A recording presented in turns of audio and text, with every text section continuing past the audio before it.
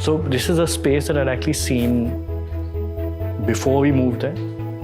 And then a couple of years in, I was informed by a friend that, this is available.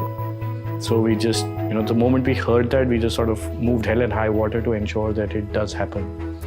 And then we set ourselves a very ambitious target of making this studio from foundation to finish and sort of moving in 36 days. So 36 didn't happen, it was about 42 or 48 days, but we did make it.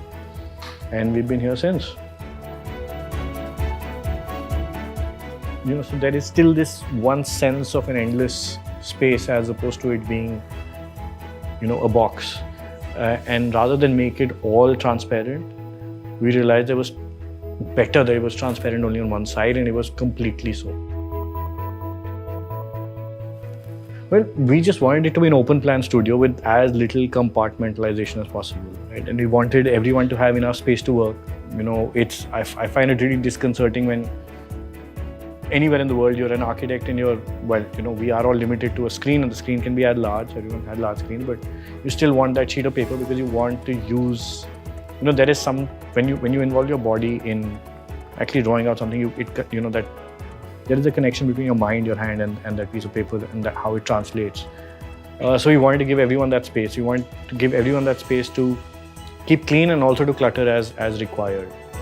We organize them in any which way you'd like. So you can re-densify, you can relax.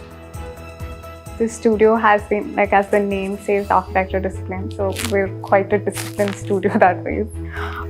We like our own quiet and peaceful setup, which actually puts everyone to be more focused and yes, there are these breakout sessions or discussion sessions where there is little more energy that you would see in the studio. Otherwise, it's pretty much very intense working scenario most of the time. We didn't want to start blocking rooms as meeting rooms, so there's a holding space outside which is in a container. There's another one at the back, as you've seen.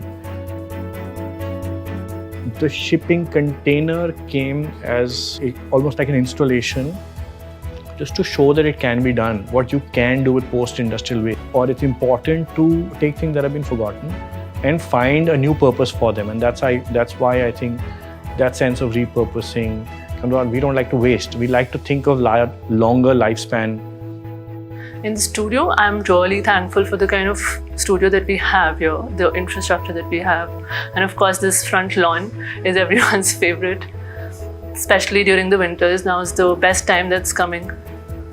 And another place that I really like is the container.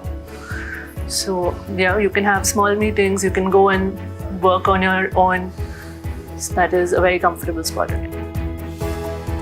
Once you cut your teeth here, and no matter where you are, how much experience you come in with, you need to cut your teeth here. I think once people go through that, the first 6 months successfully, and if they do go through the first 6 months, then they're here to stay. On the whole, a lot of bonhomie, a lot of support. It's a completely equal opportunity studio, which means there is no hierarchy, including for myself. Internship over here, I looked at my peers. There were talks between, actually talked a lot about what we had learned in these past. So it was a 6-month duration. Thought to myself that I may be standing out, and this studio has taught me so much in such a short time span. Sense, right? I believe that spaces have to, while you can orchestrate spaces to be theatrical and negative and sort of oppressive, and sometimes that is required, but I think more often than not, what is required is a general sense of optimism to space and to a program, whatever it may be.